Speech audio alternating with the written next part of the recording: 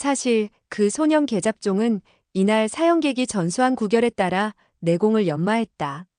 오시에 이르게 되었을 때 수양명 대장경, 족양명 위경, 수태양 소장경, 족태양 방광경, 수소양 삼초경, 족소양 담경 등의 6곳의 경맥에 갑자기 뜨거운 기운이 크게 일어났다.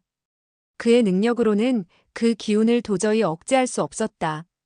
동시에 각처의 태음, 소음, 거름의 경맥 가운데 얼음과 같이 차가운 기운이 침범해 들어오는 것이 아닌가.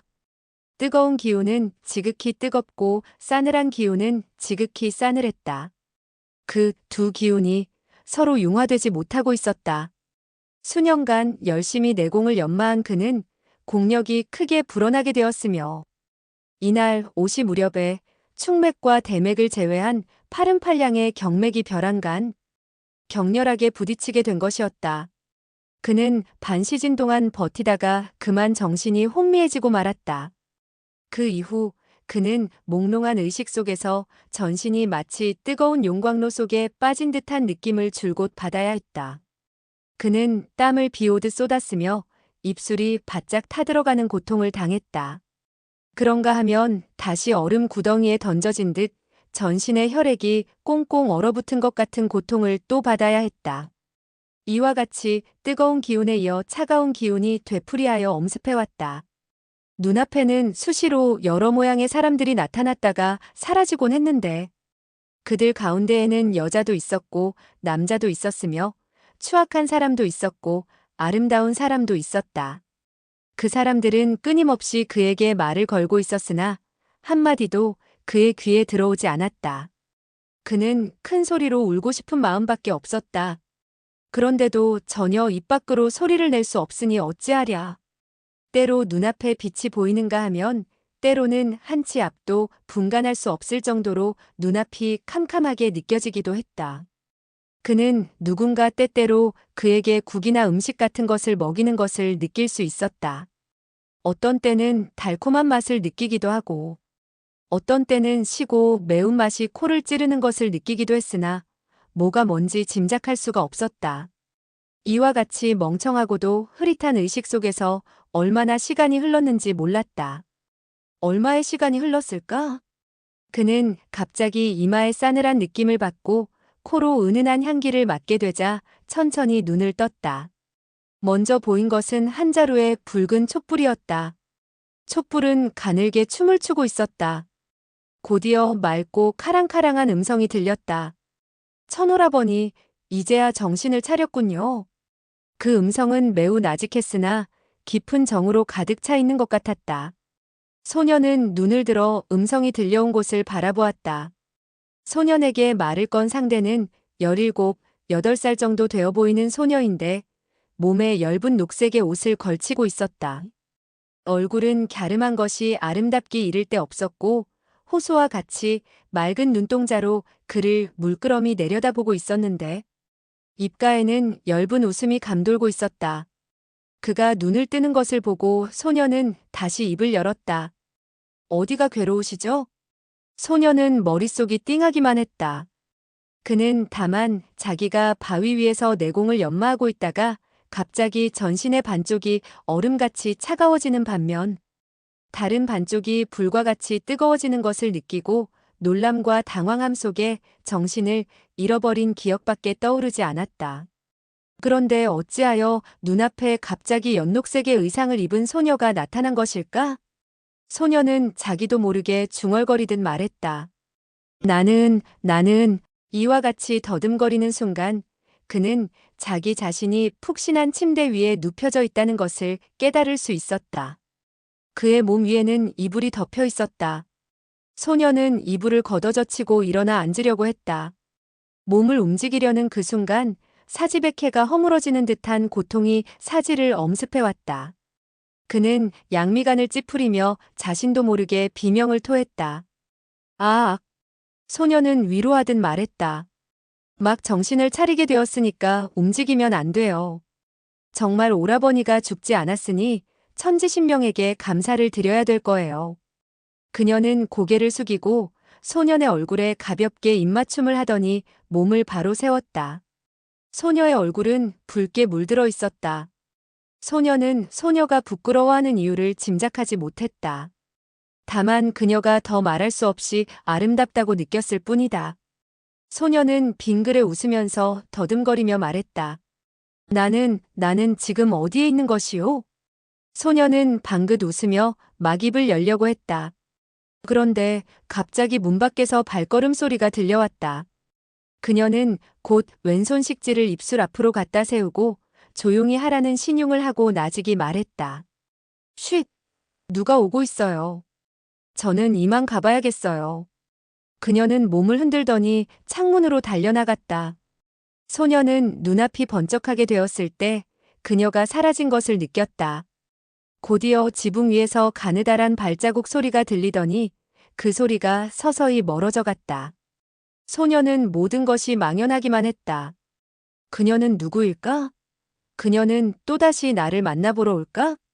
그가 이와 같은 생각을 하고 있을 때 문 앞에서 기침 소리가 두어 번 들리더니 문이 열렸다. 이어 두 사람의 얼굴이 눈앞에 나타났다. 한 사람은 얼굴에 병색이 짙은 노인이었고 다른 한 사람은 비쩍 마른 사람인데 얼굴이 눈에 익은 것이 어디서 본 듯한 느낌이 어렴풋이 들었다. 노인은 소년이 눈을 커다랗게 뜨고 자기를 바라보고 있는 것을 보자 얼굴에 기쁜 빛을 띄우더니 한 걸음 다가서며 말했다. 방주 좀 어떠십니까? 오늘은 안색이 퍽 좋아졌습니다. 소녀는 그 말을 듣자 깜짝 놀라며 황급히 반문했다. 당신은 나를 무엇라고 불렀지요? 나는 지금 어디에 있는 것인가요? 노인의 얼굴에 한 가닥 우수의 빛이 떠올랐다가 사라졌다. 그러나 그는 곧 얼굴 가득히 기쁜 빛을 띄우고서 말했다. 방주님께서는 이랫동안 앓고 계셨습니다. 이제서야 정신을 차리게 되셨으니 정말 기쁘기 한량 없습니다. 그는 잠시 여유를 두었다가 다시 말했다. 방주님께서는 푹 주무시고 정신을 차리도록 하십시오. 내일 소카가 다시 문안드리러 오겠습니다. 그는 손가락을 뻗쳐 소년의 두 손 완맥 위에 얹어놓고 잠시 동안 맥을 짚어보더니 고개를 끄덕이며 만족한 웃음을 지었다. 방주님의 맥박은 매우 안정되고 규칙적인 것을 보니 이제 위험한 고비는 넘긴 것 같습니다. 정말 착한 사람은 하늘이 돌본다는 말이 옳으며 우리 방 전체의 복이 아닐 수 없습니다. 소녀는 그만 아연해졌다. 나는 계잡종이라고 불리우는 사람이며 방주가 아니외다. 노인과 비쩍 마른 사내는 그 말을 듣자 그만 어리둥절해졌다. 두 사람은 서로 얼굴을 바라보더니 동시에 소년에게로 얼굴을 돌리고 걱정스러운 음성으로 말했다. 방주께서는 편히 주무시도록 하십시오. 그들은 뒤로 물러서더니 몸을 돌리고 방을 나섰다.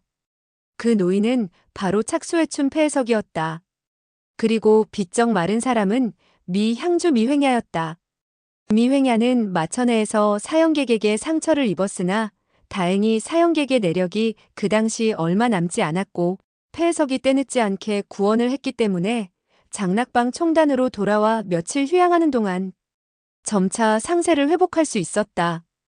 다만 그는 일세의 영명이 사형객의 일초식에 사라지게 된 것을 매우 수치스럽게 여기고 있었다. 폐해석은 따뜻한 말로 그를 위로했다. 미아우님, 이 일을 두고 말하자면 우리가 좀 경솔했다고 생각되는구려.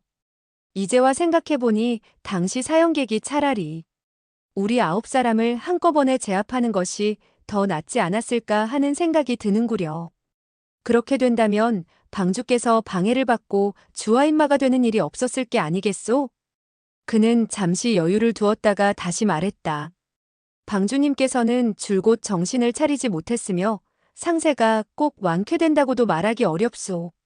설사 몸이 낫는다 하더라도 음양이 서로 공격하는 신기한 내공을 다시는 연마하기는 어려울 것이오. 이어 그는 한숨을 내쉬며 다시 말을 이었다. 만약 그에게 어떤 병고가 생기게 된다면 우리 9사람 가운데 그대의 죄명이 가장 가볍소. 그대는 마천회로 오르기는 했지만 방주님을 만나 뵙기 전에 먼저 실수를 하여 방주에게 방해되는 일을 하지 않았으니까 말이오. 미획야는 침중한 어조로 말했다. 그게 무슨 차이가 있습니까? 방주에게 어떤 병고가 생긴다면 모든 사람들 머리 위로 화가 떨어지는 셈이니 그때 누구의 죄가 크고 적고를 따질 수가 있겠습니까? 그들은 이와 같은 말을 주고받았는데 여드렛 날 밤 방주실로 문병을 가본 결과 방주가 이미 눈을 떴을 뿐 아니라 말까지 할 수 있는 것을 보게 되었다. 두 사람은 여간 기뻐하지 않았다. 그러나 폐해석은 혹시나 해서 그의 맥박을 짚어보았는데 매우 힘찬 것을 느끼고 기뻐 어쩔 줄 모르는 순간 갑자기 그가 느닷없이 아리송한 말을 던지고 방주가 아니라 계잡종이라고 하는 바람에 기분을 잡치고 말았다. 두 사람은 그만 아연실색하게 되었고 더 말하지 못하고 물러나고 만 것이었다. 밖으로 나오자 미획야는 나직이 물었다. 어떻게 된 일이지요? 폐해석은 잠시 생각을 굴리는 듯 하더니 말했다. 방주는 지금 정신을 아직 명백하게 차리지 못한 것 같소. 하나 혼미 상태에 빠져 있는 것보다는 훨씬 나은 일이오. 이 우영이 온갖 정성을 다해 방주님을 치료하겠소. 며칠간 정성스레 치료를 하게 된다면 반드시 회복될 것이오. 그는 잠시 여유를 두었다가 다시 말했다. 하지만 그 일이 들이닥치려면 예고 없이 신출귀몰하게 나타나는데 방주께서는 언제쯤 완전히 치유될지 알 수가 없으니 큰 걱정이오. 하지만 그는 곧 다시 한마디를 덧붙였다. 방주께서 이곳에 있는 이상 하늘이 무너진다 해도 책임질 사람이 있게 된 셈이오. 이어 그는 미획야의 어깨 죽지를 두드리며 웃음빛을 띄우고 위로하듯 말했다. 미아오님, 걱정할 것 없소. 모든 것은 내가 알아서 처리할 것이며 적절한 안배를 해두었소. 두 사람은 이렇게 대화를 나눈 후 각기 자기의 처소로 돌아갔다. 한편 소녀는 두 사람이 물러가자 그제서야 희미한 의식 속에서 방 안의 광경을 살펴보게 되었다. 그 자신은 한 커다란 침대 위에 눕혀져 있었으며 침대 앞에는 붉은 칠을 한 탁자가 놓여 있었다. 탁자 양쪽에는 두 개의 의자가 놓여 있는데 그 위에는 방석이 깔려 있었다. 방 안에 커다란 비단 방석이 여러 개 놓여 있고 향 냄새가 은은히 피어나는 것이 신선의 동굴에 와 있는 것이 아닌가 하는 생각이 들 정도였다. 소년의 눈에는 모든 물건이 신기하게만 보였다. 소년은 한숨을 내쉬며 생각했다. 이것이 꿈이 아닌지 모르겠구나. 그러나 방금 녹의 소녀가 기뻐서 나직이 속삭이며 겸연쩍어 하던 모양은 아직도 그의 눈에 선했으며 또렷했다. 그녀가 달려나간 창문도 반쯤 닫힌 채 있는 것이 꿈이라곤 생각할 수가 없었다. 그는 오른팔을 뻗쳐보았다. 자기의 머리를 만져보려고 한 것이었다. 그런데 가볍게 손을 쳐들었을 뿐인데 전신이 다시 바늘에 찔린 것 같은 고통을 느꼈다. 그는 그만 비명을 지르고 말았다. 아이쿠! 그때였다. 갑자기 방 한쪽 모퉁이에서 그 누가 하품을 하더니 말하는 소리가 들렸다. 도련님, 이제 정신을 차리셨나요? 그것은 여인의 부드러운 음성이었다. 막 잠에서 깬 듯한 그녀는 놀라 부르짖었다. 아, 정신이 드셨군요. 이렇게 말하며 일어서는 사람은 황삼의 소녀가 아닌가. 그녀는 방 한쪽 모퉁이에서 달려나와 소년의 침대 앞으로 다가섰다. 소녀는 처음에는 먼저 번에 창문으로 달려나간 소녀가 다시 나타난 것이리라 생각했다. 그리하여 그는 만면에 미소를 지으며 눈을 번쩍 뜨고 바라보았다. 소녀는 몸에 황색의 짧은 치마 저고리를 입고 있었다. 창문으로 나간 소녀와는 복장이 다를 뿐만 아니라 모습도 전혀 달랐다. 이 소녀의 얼굴은 약간 동그란 편이었으며 눈망울도 둥글고 컸다. 그 녹색 옷의 소녀같이 아름답지는 않았지만 단정하고 곱상한 면은 더욱 뛰어난 데가 있었다.